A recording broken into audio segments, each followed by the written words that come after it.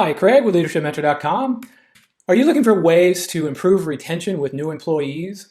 Today I want to talk to you about situational leadership and how we can look at the needs that each individual person has on your team and apply a different way of leading that person to fill that specific need that they're looking for. So let's take a look at an example of a new employee as they begin with the organization.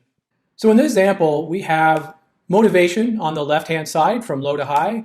And then on the bottom, you have time in position. So you have somebody who's from new to 1 year or more. So this is really where a new hire would fall. In this new hire position, we would need to provide a high level of direction, but a lower level of motivation, and not lacking complete motivation, but the person already comes into your organization. Hopefully, if we've done a good job of hiring, they come to us with a high level of motivation already. They're new, they're excited about the opportunities, and they just want to learn. And so our focus initially with a new hire needs to be with a high level of direction. It's a lot of training, it's a lot of telling. As time goes on, your employee is going to move to the right. And everybody moves at a different pace, a different degree. But ultimately what happens when they get further into the organization, they have more seniority.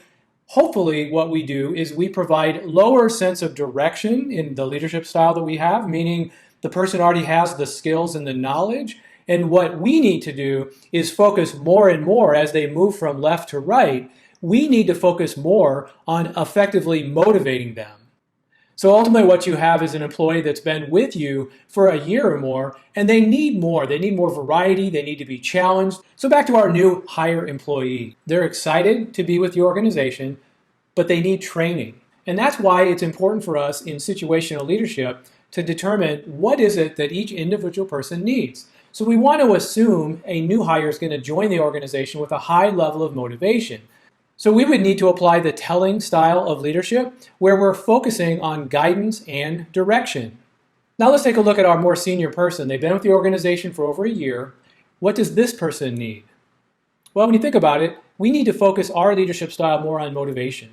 And as we've already talked about, we need to identify growth opportunities for this person where they can learn new tasks. This, in essence, brings them back to that high level of motivation because they have to fully engage rather than being on autopilot. So as they're learning new tasks, they feel more motivated, assuming we've done a good job of aligning those tasks with really their interests and their desires. So we would be utilizing the coaching style of leadership where there's low telling and high trust.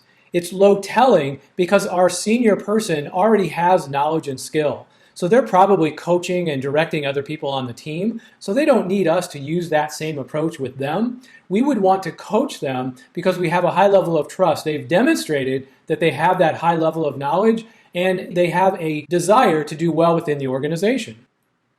So again, we need to change our leadership style to match the team member need. So that is situational leadership. It's where we change how we approach them depending on what their individual need is. And this is individual to each team member.